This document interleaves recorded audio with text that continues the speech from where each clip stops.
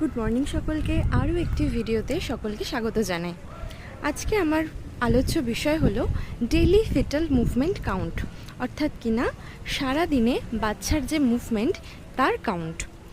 আমি আমার অনেক পেশেন্টকেই বলে থাকি যে আপনারা সারাদিনে বাচ্চার নড়াচড়াটা খেয়াল করবেন। তো সেই নিয়েই অনেক মায়ের প্রশ্ন থাকে যে বাচ্চা ঠিক কতবার নড়লে আমরা বুঝবো যে সব কিছু ঠিক আছে, অর্থাৎ কিনা আমার বাচ্চাটি ঠিক আছে। তো খুব স্বাভাবিক, খুব রেলিভেন্ট একটি কোশ্চেন যে সারাদিনে বাচ্চাকে ঠিক কতবার মুভ করতে হবে।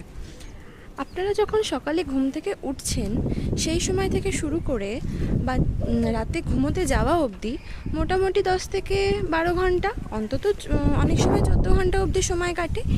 এই সময়ের মধ্যে যেটা করতে হবে সেটা হচ্ছে বাচ্চাকে অন্তত 10 বার বা তার বেশি মুভ করতে হবে। সেটাই নর্মাল, 10 থেকে